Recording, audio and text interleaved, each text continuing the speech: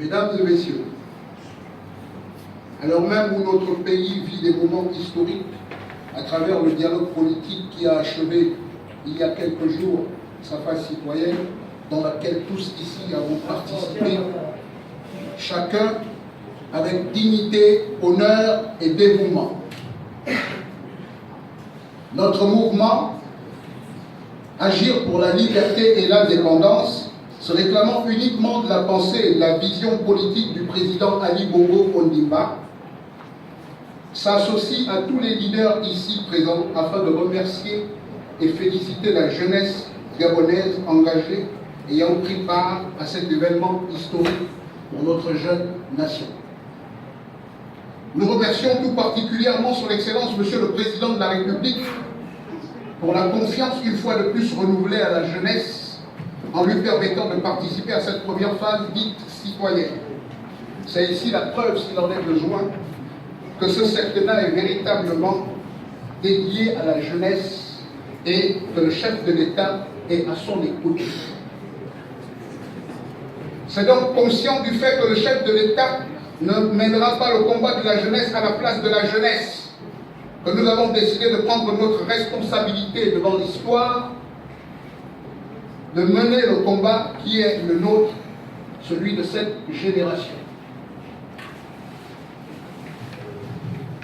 Nous savons, Monsieur le Président de la République, que dès les années 1990, vous êtes le créateur et l'instigateur du courant des rénovateurs, mouvement qui a combattu à l'intérieur du Parti démocratique gabonais ce qu'on appelait les caciques,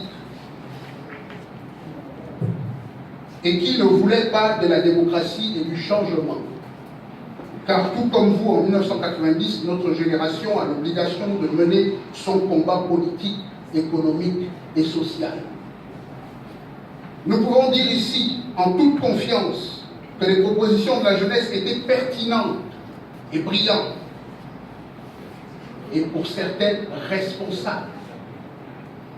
Cependant, nous pouvons observer d'ores et déjà que nous avons tout vu et entendu en termes de propositions, allant de la plus sensée à la plus absurde. Au-delà de tout cela, nous avons tout fait, sauf dialoguer. Car je n'ai point besoin de définir qu'un dialogue et un échange de débats d'idées autour d'un thème défini, afin d'arriver à un consensus. Mais je peux affirmer ici que dès l'entame de ce dialogue politique, toute la jeunesse a senti la nécessité de se rassembler pour encore une fois d'une seule voix solliciter auprès de vous, de façon solennelle, la participation à la deuxième phase de ce dialogue national, c'est-à-dire la phase politique, ne serait-ce qu'en tant qu'observateur.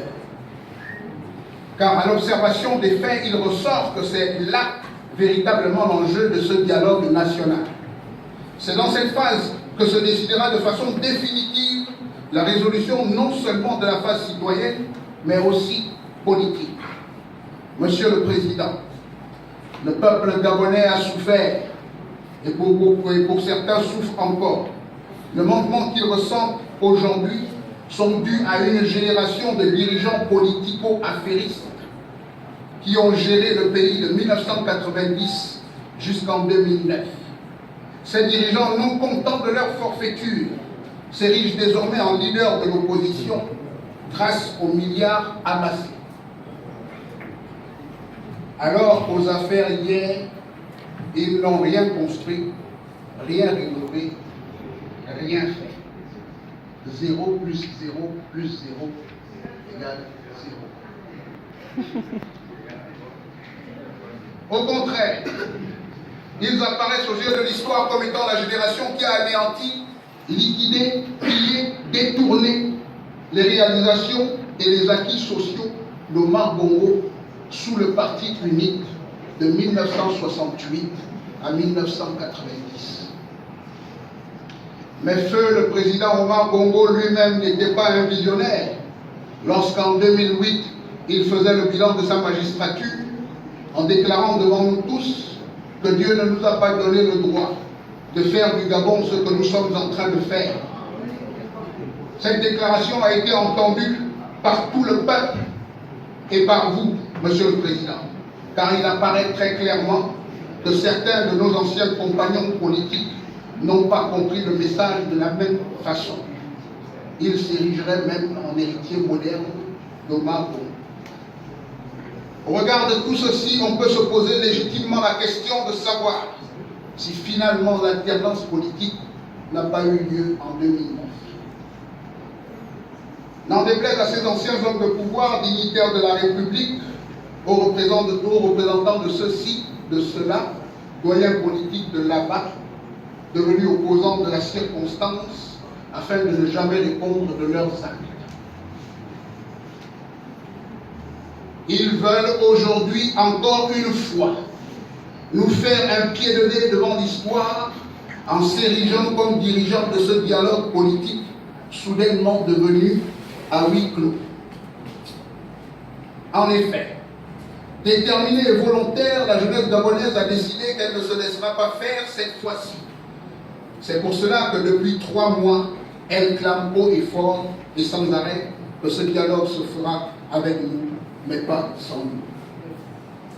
Au-delà de tout ceci, je voudrais dire, pour finir, que nous pourrons élaborer à l'aide de Dieu et de tous les génies la meilleure constitution du monde, la plus démocratique, digne de nos valeurs bantoues et de nos traditions. Mais seul un changement véritable de nos mentalités fera battre le cœur de cette démocratie. Je vous remercie.